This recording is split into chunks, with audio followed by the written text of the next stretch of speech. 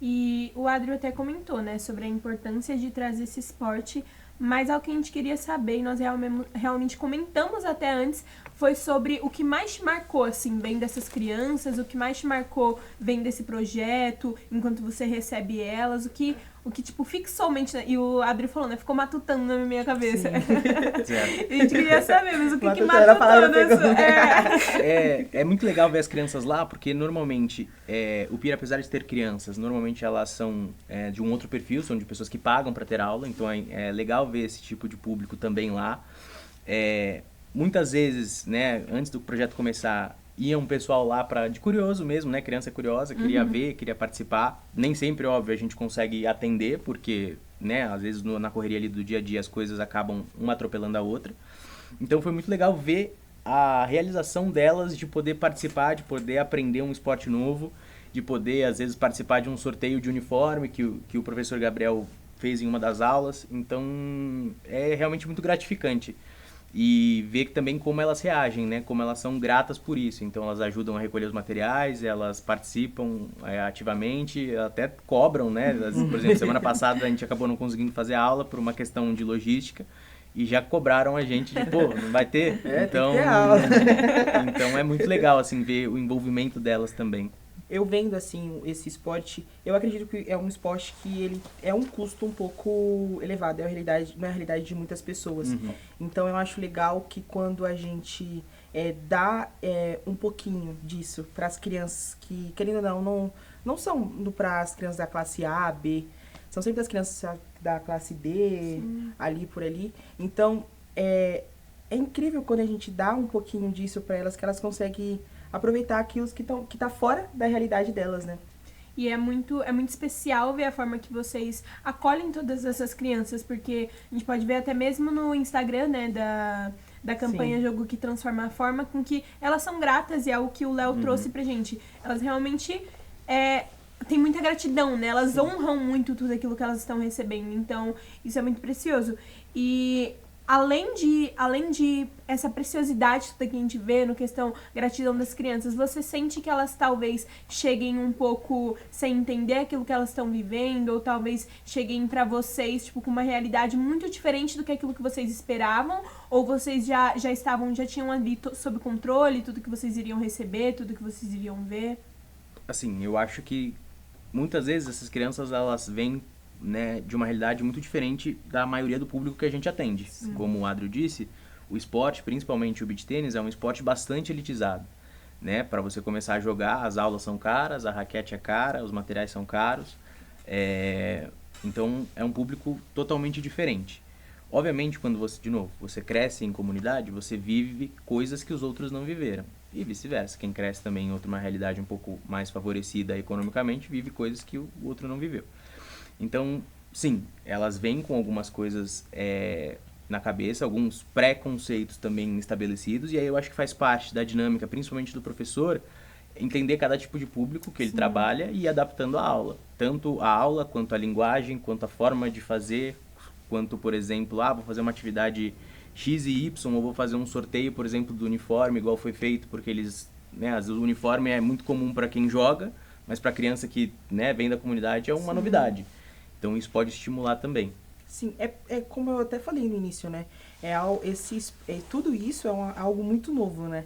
Então, por isso, eu acho que é um esporte tão caro, porque é novo, né? Sim. É novo, veio pra cá, eu fiquei sabendo sobre beach esporte, acho que uns 3 anos pra cá, tipo, eu vi essa palavra pela primeira vez uns 3 anos pra cá. Talvez existia antes, mas, tipo, começou a crescer mais, assim, ultimamente, nos últimos anos, né? Sim, é que nem o Léo trouxe pra gente, né? Foi mais quando o pessoal acatou mesmo esse estilo de vida wellness, assim, que veio realmente querendo buscar esse lifestyle mais saudável. Então, em que momento você olhou e pensou, tipo, cara, isso tá valendo a pena? Cara, eu realmente tô, tipo, cumprindo com o propósito da Peer, realmente tô aqui ajudando o jogo que transforma de uma forma que vai fazer diferença, sabe? Tá valendo a pena receber essas crianças, tá valendo a pena, enfim, cumprir todo o objetivo.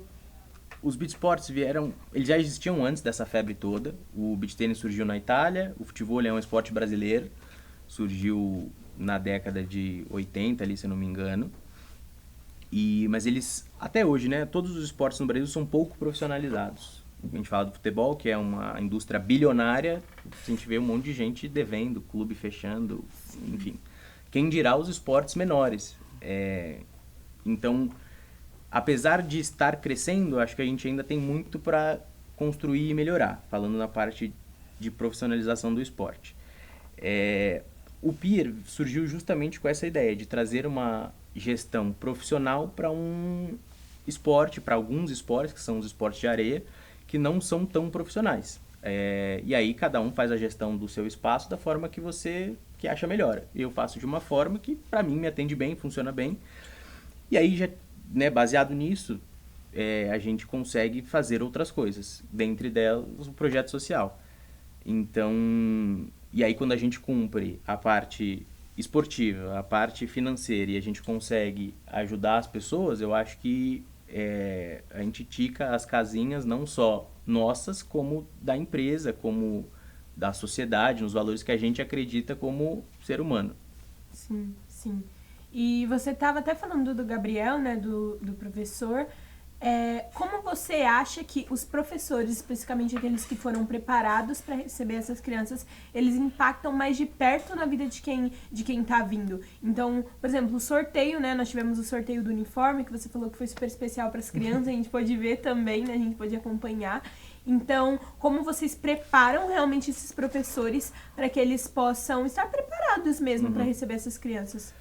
Assim, eu acho que o professor, em todas as áreas, não só nos esportes, eles são a porta de entrada para muitas coisas, né? Todo mundo aqui fez escola, todo mundo está fazendo faculdade, ou fez, ou se formou. E com certeza você teve professores que você gostou, que você amou, e professores que não foram tão legais assim, né? Sempre tem.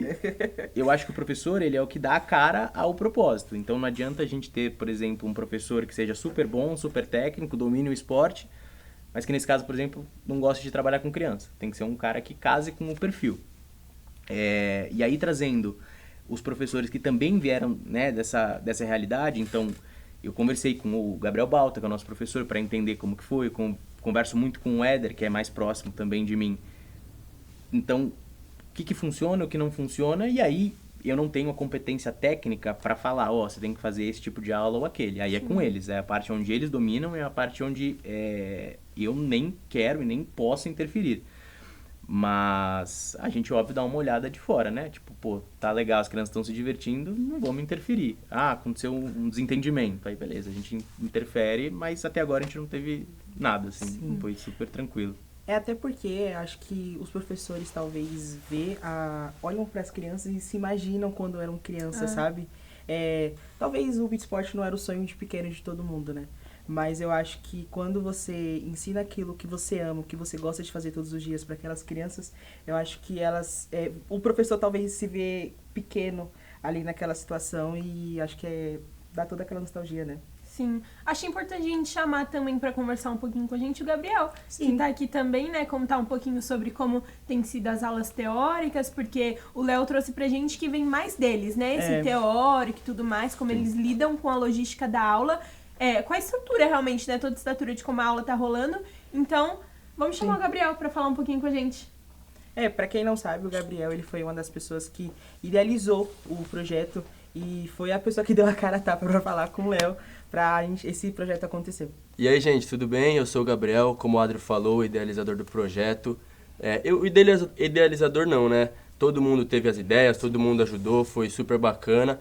Mas eu, por já ter trabalhado na área do futebol e sendo professor, eu vi uma oportunidade muito grande de exercer a minha profissão e fazer o bem. E, agradecer ao Léo aqui, sem palavras, fenomenal. 5 minutos que eu mandei mensagem, ele já aceitou, falou, bora, vamos pra cima.